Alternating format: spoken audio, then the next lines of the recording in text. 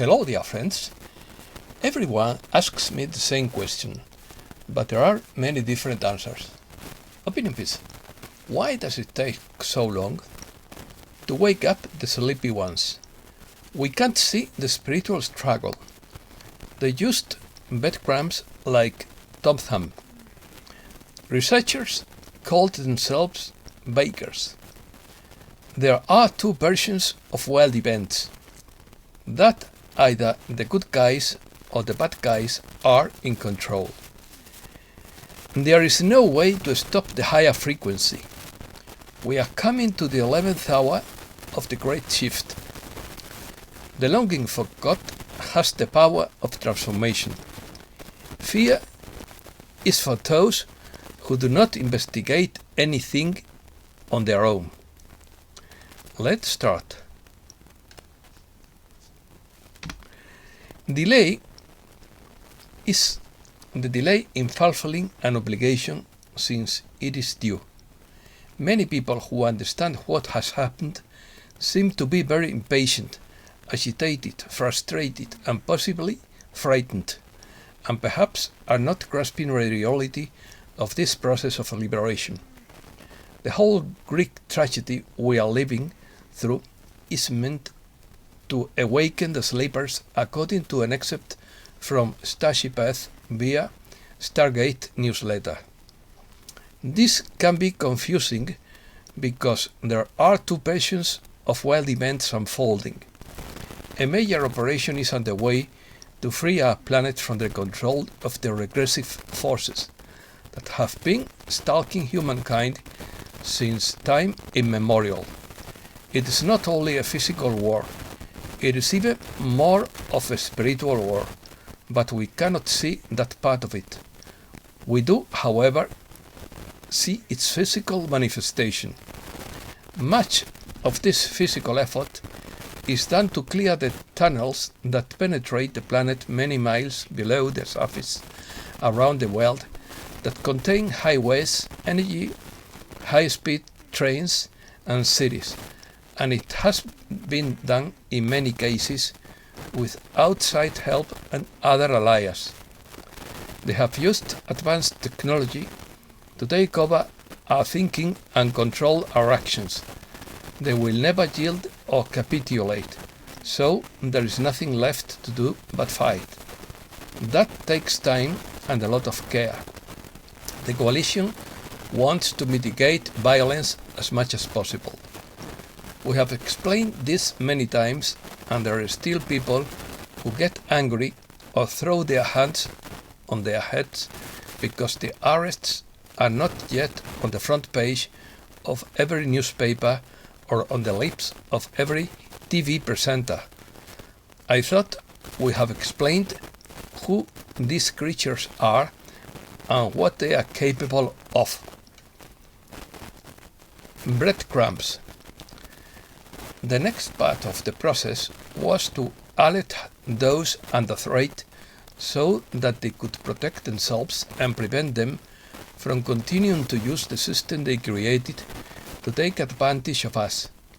That's where the intelligence operation came in.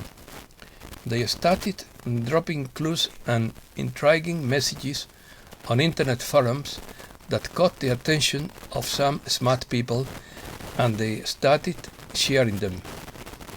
They use breadcrumbs like in Charles Perrault's Tale of Tom Thumb, and the anonymous people who dug to investigate it were called the bakers.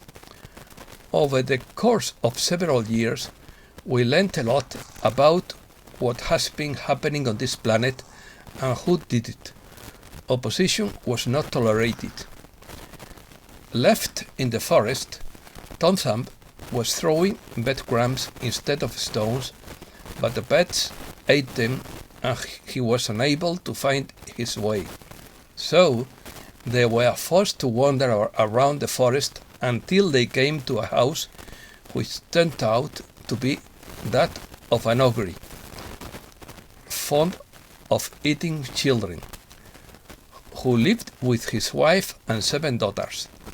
The ogre on discovering the children, wanted to eat them, but the woman persuaded him to put them up and save them for when food was scarce. The controllers were allowed to take us to the edge so that the world could see it for itself what has been happening and how it has been done. The awakened ones set off the alarm, trying to reveal the bad news, but they didn't reach many people because they were hypnotized. 2 storylines have been published. That either the good guys or the bad guys are in control. But the first claim is the truth. They know what the bad guys will do, have devised the master plan to save our species, but we have to trust the plan, because appearances can be deceiving and much has been done, to control the adversary in recent years. The controllers want us to be godless and powerless while they worship their God. The masses do not understand what the people and institutions we trust most are full of people who are not really saints, and we say nothing. That is why they have allowed them to continue.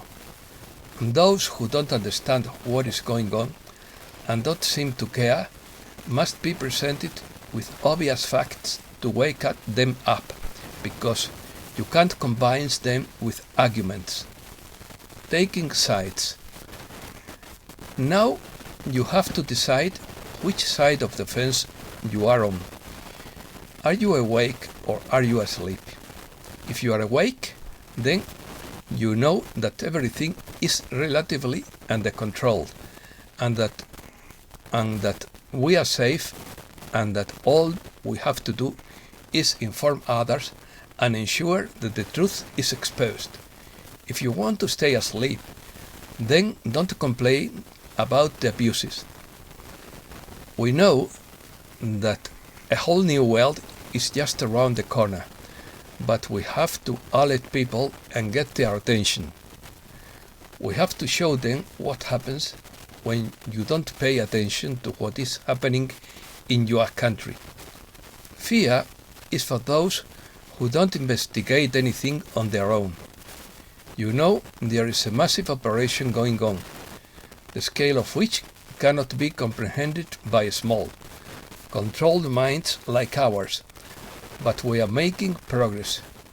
We do not live where we were told we were going to live, in a perfect civilization. You know that there will be a fork in the road. That evil cannot coexist in the higher realms where we are going. Everything is in place for the escape from Babylon, because we are returning to our heavenly home, which is heaven on earth. Regeneration. This is no time for doubt or hesitation by Terry Wade. Many beings from the stars have incarnated on this planet at this crucial time in history to fulfill a liberating mission. You have realized that you are here to assist in the massive process that is occurring on our planet. That is, your cellular memory has been timed, programmed and activated to trigger at certain times at this critical moment in our history. We are breaking those restrictions that have held back our progress for thousands of years. A soul awakening requires the expansion of our existing beliefs beyond our programmed belief system. You have to unlearn everything you have been taught. You have been cut off from all our spiritual abilities by manipulation of the genetic code, so that we have only 2 strands of 12 plus 1 active. The return of Christ could mean the restoration of the genetic code beyond the fear and limitations of the human's physical form. That means that our civilization will ultimately move towards unconditional love that we will live in paradise. We are also in the process of uniting the left and right hemispheres of the brain, which was the way we were designed to be at the time of our creation. We will have access to the creativity and abilities of those higher dimensions, that is, all the cosmic wisdom and information that is stored within us. We are reconnecting with information that has lain dormant within us for thousands of years. That reality is where all our physical abilities, telepathy, healing abilities, time travel, Akashic records, and much more are. They are trying to erase the original design of the genetic code to suppress the cessation process. These higher frequencies are returning to us to our original blueprint as the time of our creation. We are coming to the 11th hour of the Great Shift. We are here to awaken the sleep of those who are half alive in the hope of saving this planet. But remember, those who remain in denial, stagnant, want to stay there. Once again, they will have no influence in this transformation. The time for hesitation is over. We are the ones who came here to save this planet. We are participating in the greatest mission of all. The eyes of the universe are upon us. We are being watched very closely to see if we succeed or fail. There is no doubt that we will succeed. There is no other choice. This higher frequency bombardment is incredibly powerful, and there is no way to stop it. But as individuals, we have the choice to adapt to this frequency shift or to remain stagnant. Therefore, there is a division of two worlds. End times. This civilization is coming to an end, says Sananda. Although evil has become very entrenched on Mother Earth, there are still some who carry the banner of truth. I call them my flock. I have held these dear ones in my heart, and each one is protected by the enlightened realms against all the bombardments of evil technologies directed at them to divert them from the higher path of light. I never said that the higher path was easy and that there would be no problems, but I did tell all my flock to remain calm, focused and balanced, and above all, to ask for my help and to hold hands to climb the mountain together. I understand all the problems facing each of you, workers of the light. Some of you have spouses or wives or husband who are not on the same page. You think you are in some sort of cult.